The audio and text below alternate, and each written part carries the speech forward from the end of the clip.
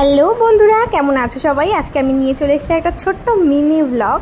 তো ফার্স্টে আমরা চলে গেছিলাম আজকে একটু মসলন্দপুরে, ওখানে কিছু কাজ ছিল। তারপরে গেছিলাম হাবড়াতে, খেয়েছি অনেক কিছু।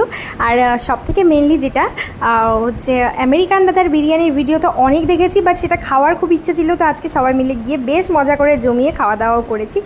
এইবার আমরা সবাই মিলে চলে যাচ্ছি ফার্স্টে হাবড়া স্টেশন থেকে, মানে স্টেশনে ঢুকলেই টিকিট কাউন্টার থেকে বেরিয়ে এই দাদার যে লস্যির দোকানটা এত টেস্টি বলে বোঝানোর মতো না। তো যাই হোক, ফার্স্টে সবাই মিলে খেয়ে নিলাম এই দাদার স্পেশাল লস্যি। তো ওই লস্যিটা করার পরে ওর উপরে যে টক দইয়ের লেয়ারটা দেয় না, ওটা খেতেও ভীষণ ভালো লাগে। যাই হোক, মোটমাট ওভারঅল দারুণ খেতে লাগে। আমি তো হাবড়াতে আসলে আর লস্যি না খেয়ে যাইয়ের না। তারপরে সবাই মিলে নিয়ে নিলাম। আর ক্যাডমের একটু ফটো না তুললে হয়, আর ভিডিও করব, তোমাদের সাথে তো শেয়ার করতে হবে যে কী করলাম। তো ওই যে সবাই মিলে একটু খাওয়া দাওয়া করে নিচ্ছি। আর তোমরা কারা কারা এরকম হাবড়ায় এই দাদার লস্যি খেয়েছো অবশ্যই কমেন্ট করে জানিও। আর তারপরে চলে এসেছিলাম হাবড়ায় যে নতুন দোকানটা খুলেছে আমেরিকান দাদা, সেই দোকানটাতে চলে এসেছিলাম। তো দীপঙ্করদার সাথে দেখা হয়নি, বাট দোকানের সবার ব্যবহারই ভীষণ ভালো, খুবই ভালো। মানে সবাই ফার্স্ট, মানে এত ভিড় দেখতে পাচ্ছ, ভেতরে বাইরে পুরো লাইন লেগে গেছে। আমাদেরও এমন লাইন দিয়েই ভেতরে ঢুকতে হয়েছে। অনেকক্ষণ ওয়েট করার পরে আমরা বসার জায়গাটা পেয়েছি। আর এখানে কিন্তু 100 রুপিসে 100 টাকায় চিকেন বিরিয়ানি, আনলিমিটেড রাইস দেয়, রাইস আর আলু আনলিমিটেড দেয়। তো যাই হোক, আমাদেরকে একটু বসতে হবে, কারণ একদম বিরিয়ানিটা শেষ হয়ে গেছিলো। বললো আসবে, এক্ষুনি আসলেই দিয়ে দেবো। তো প্রায় অলমোস্ট আধ ঘন্টা বসার পরে বিরিয়ানি চলে এসছে।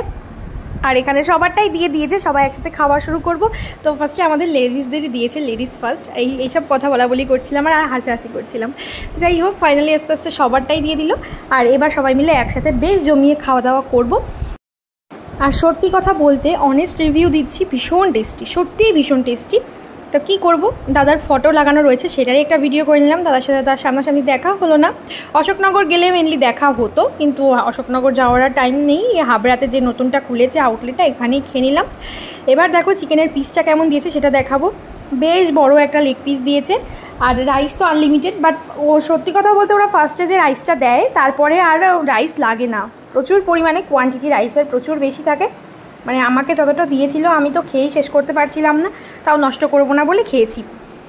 তো চলো খাওয়া যাক। আর সত্যি প্রথম বাইটে এত টেস্টি লাগছিল বলে বোঝানোর মতো না, খুব টেস্টি করেছিল, সত্যিই খুব টেস্টি।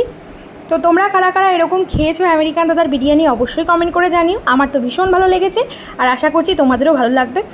তো সবাই যারা এখনও যাওনি, চুপ করে গিয়ে খেয়ে আসো। আর যারা বলে ভালো না, তারা মেনলি হয়তো হিংসার কারণে বলতে পারে, কিন্তু আসলেই ভীষণ টেস্টি, খুবই সুন্দর। তো ফাইনালি খাওয়া দাওয়া কমপ্লিট হয়ে গেছে। আর এইবার আমরা বেরিয়ে পড়বো দোকান থেকে।